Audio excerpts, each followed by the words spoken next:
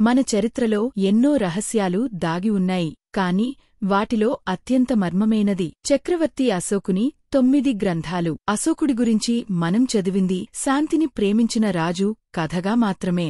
కాని ఆయన జీవితంలో ఒక రహస్యమైన కోణం ఉందని మీకు తెలుసా? క్రీపూ 3వ శతాబ్దం కళింగ యుద్ధం ముగిసింది. ఆ యుద్ధంలో లక్షల మంది చనిపోయారు. వేలాది కుటుంబాలు నాశనమయ్యాయి. ఆ దృశ్యాలు అశోకుడి హృదయాన్ని కుదిపేశాయి.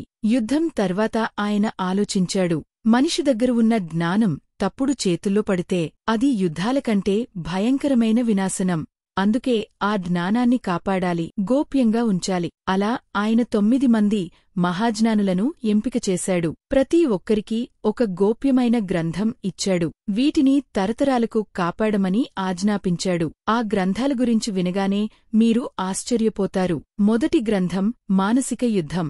మనసును ఎలా ప్రభావితం చేయాలి, ప్రచారంతో ఒక జాతిని ఎలా గెలుచుకోవాలి అనే రహస్యాలు. రెండవది శరీరశాస్త్రం. మనిషి శరీరాన్ని ఎలా నియంత్రించాలి, ప్రాణాన్ని నిలిపివేయడం, మళ్లీ జీవం పోవడం వంటి రహస్యాలు.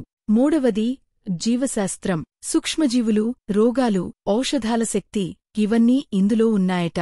నాలుగవది లోహశాస్త్రం. లోహాలను బంగారంగా మార్చే రహస్యం కూడా ఇందులో ఉందని చెబుతారు. ఐదవది సంప్రేషణ శాస్త్రం.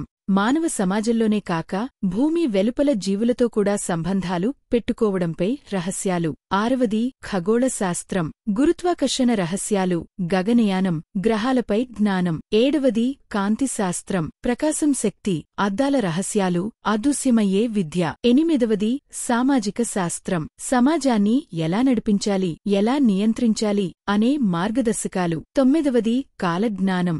భవిష్యత్తు ఎలా ఉంటుంది, కాలాన్ని ఎలా అంచనా వేయాలి అనే గోప్య జ్ఞానం. ఈ 9 గ్రంథాలను తరతరాలుగా రహస్యంగా కాపాడుతూ వచ్చారని కథ.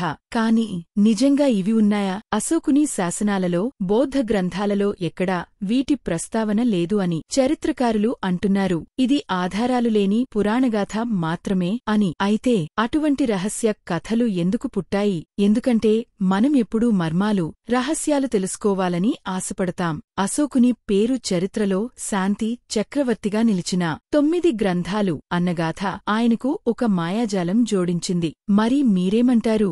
ఈ 9 గ్రంథాలు నిజంగానే ఉన్నాయా, లేకపోతే కేవలం కల్పిత కథలేనా? మీ అభిప్రాయాన్ని కామెంట్స్లో రాయండి. మరియు ఇలాంటివి మరిన్ని రహస్యగాథలు తెలుసుకోవాలంటే మా ఛానల్ను సబ్స్క్రైబ్ చేయడం మర్చిపోవద్దు.